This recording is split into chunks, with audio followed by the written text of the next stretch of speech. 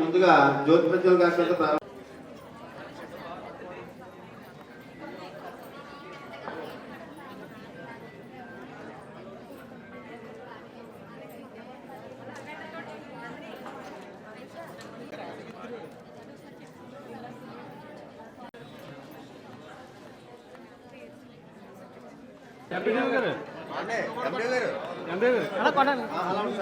బాలకృష్ణ మధ్య బాలకృష్ణ గారు కోమటి రాంబాబు గారు మా కుటుంబానికి కొద్దిగా ఇటు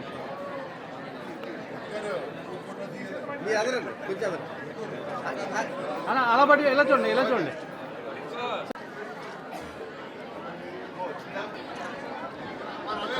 ఒకసారి అన్న ఒకసారి అన్న అదే వీడియో అన్న వీడియో సార్ ఎలా చూడండి సార్ సర్పంచ్ గారు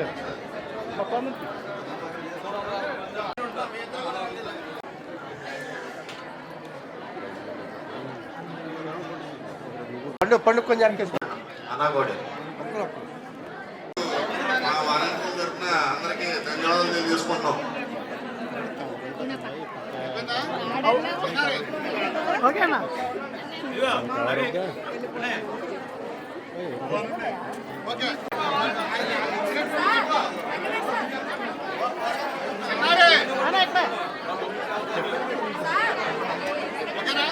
ముఖ్యంగా ఈరోజు మనం భీమవరం రూరల్ మండలంలో మనకి 399 మంది వాలంటీర్లకు గాను కొన్ని వేకెన్సీలు ఉండగా మొత్తం 370 మందికి ఈ అవార్డులు రావడం అనేది జరిగింది.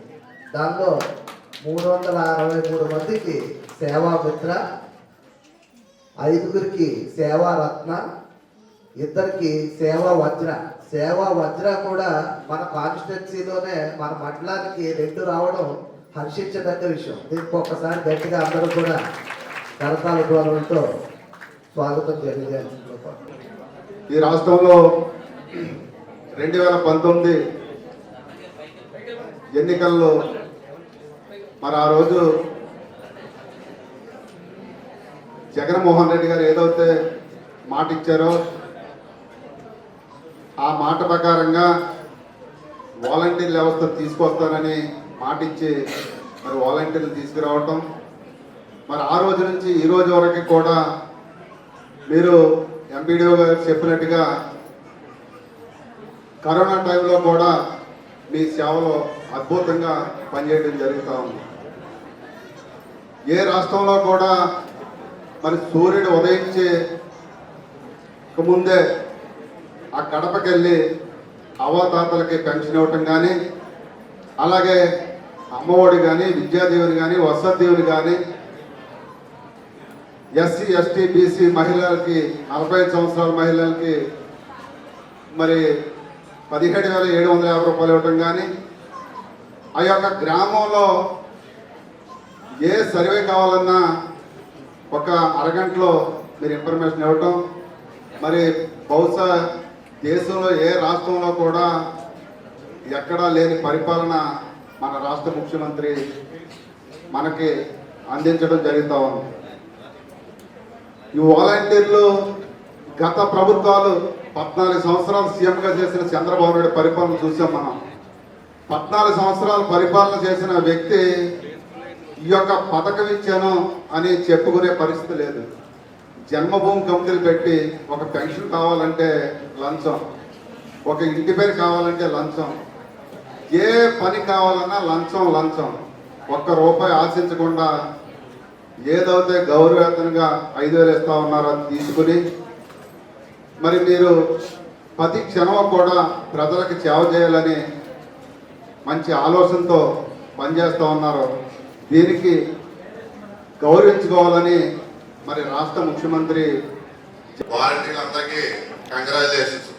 మరి మీరు మీ వల్ల గ్రామంలో మరి 4 సంవత్సరాలుగా మిమ్మల్ని పోస్టులు ఎంప్లాయ్ చేయడం జరిగింది. మీ ద్వారాగా ఎంతో మందికి ఇళ్ల స్థలాలు కానీ, ఎంతో మందికి ఆసరా కానీ, అలాగే అమ్మఒడి కానీ ఏ పథకం అమలైనా సరే మీ ద్వారాగా జగన్మోహన్ రెడ్డి గారు లబ్ధిదారులకు చేకూర్చారు. మీరు ఈ రోజున గౌరవప్రదమైనటువంటి గౌరవేతంతో పాటు 4 సంవత్సరాలు పురస్కారాలు ఇవ్వడం జరుగుతుంది. జగన్మోహన్ రెడ్డి గారి యొక్క సైన్యం ఎవరైనా ఉన్నారంటే మీ వాలంటీర్లే.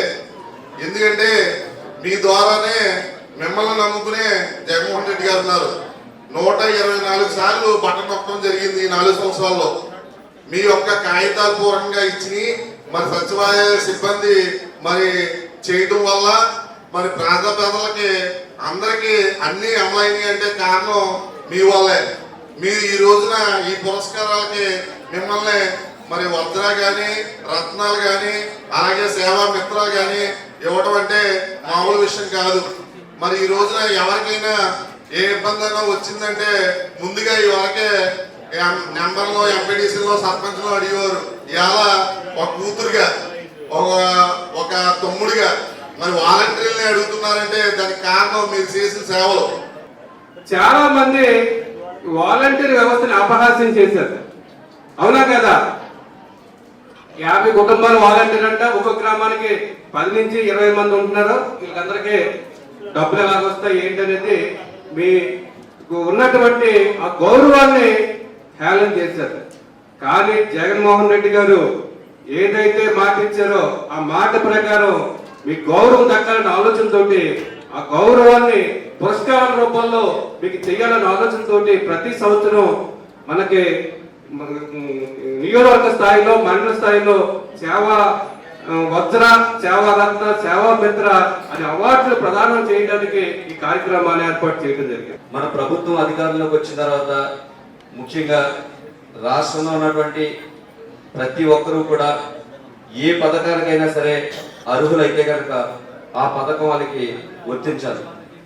నిజంగా గతంలో చూస్తే కనుక గత ప్రభుత్వాలు జన్మభూమి కమిటీని వేసి అక్కడ ఉన్నటువంటి లబ్ధిదారులు ఎవరైతే ఉన్నారో, నిజంగా తెలుగుదేశం ప్రభుత్వం అధికారంలో ఉన్నప్పుడు వైఎస్ఆర్ కాంగ్రెస్ పార్టీ కానీ లేదా బీజేపీ కానీ ఏదైనా ఇతర పార్టీలు ఎవరైనా ఉంటే కనుక వారి పేర్లన్నీ కూడా పరిగణలోకి తీసుకోకుండా తెలుగుదేశం ప్రభుత్వంలో ఉన్నటువంటి వారికే ఆ సంక్షేమ పథకాలు అందే విధంగా ఆ రోజున ఆ ప్రభుత్వంలో జరిగేవి.